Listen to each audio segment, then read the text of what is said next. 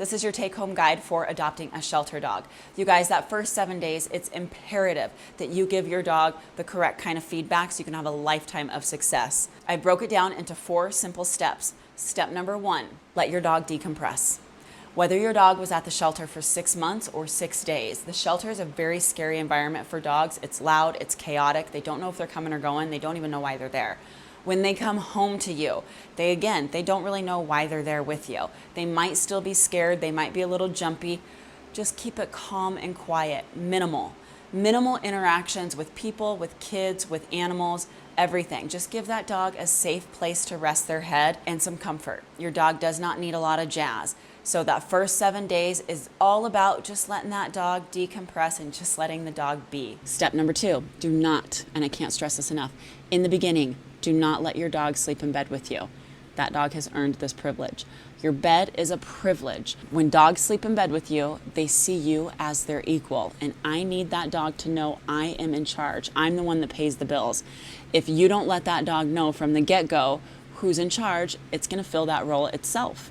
And that's where you're going to start getting those shitty behaviors. You're going to have a dog where you'll say, 90% of the time, my dog is great. They're loving, they're sweet. But my husband, my wife comes around, the kids have friends over, and my dog's been biting. It starts lunging. It starts guarding its bed. It starts guarding me.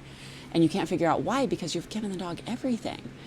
And that's just the thing. You've given the dog everything. Your dog needs to work for the freedoms. It needs to work for these privileges.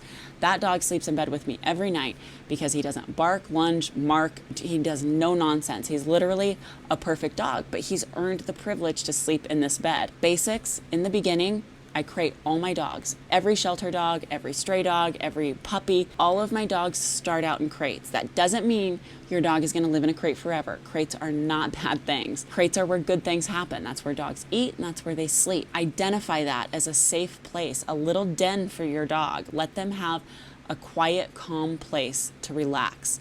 They need to know in the beginning that they don't get access to everything, but they can certainly earn the privilege to sleep in bed with you. Step number 3, no dog parks. As a rescuer and a trainer, I say no dog parks ever, but I know that's not the case for some people. They really want to utilize them. Build a bond and build trust with your dog. Your dog doesn't know you. It doesn't have that foundation with you. It doesn't have that security.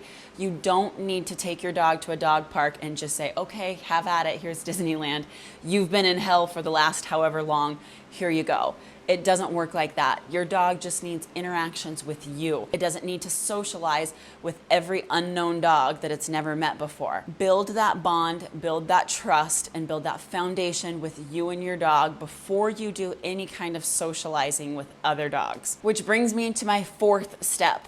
Socializing your dog with your existing dog. If you already have a dog in the house and you want them to interact together for the first 7 days, they do not need to play together. They don't need to. You have got to set those ground rules and that foundation for the new dog.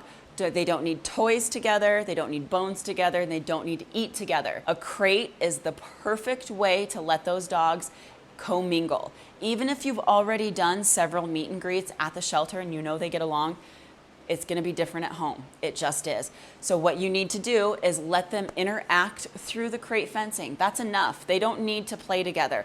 Where you can get them out and about together is on the walk. That is where you build the bond. Walk those dogs together every single day. When you bring them back home, that first 7 days, you're going to be doing rotations. New dog is going to be in the crate, while existing dog gets to hang out around the crate with new dog. This is what it looks like. There's new dog back there in the crate. An existing dog just hanging out. The last piece, this is not a step 5, this is just a plea as a rescuer.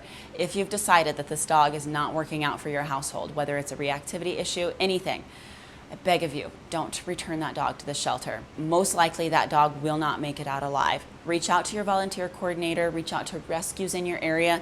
More importantly, post it on social media. You didn't fail.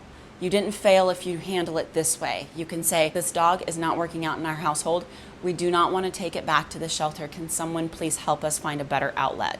That's it. Try and find help for that dog. Please don't take that dog back to the shelter. All right, you guys, that's it. If this video was helpful for you, please like it, subscribe to this channel, and hit that notification bell. If you have questions, drop a comment in the comment section and I will help you through whatever you are struggling with.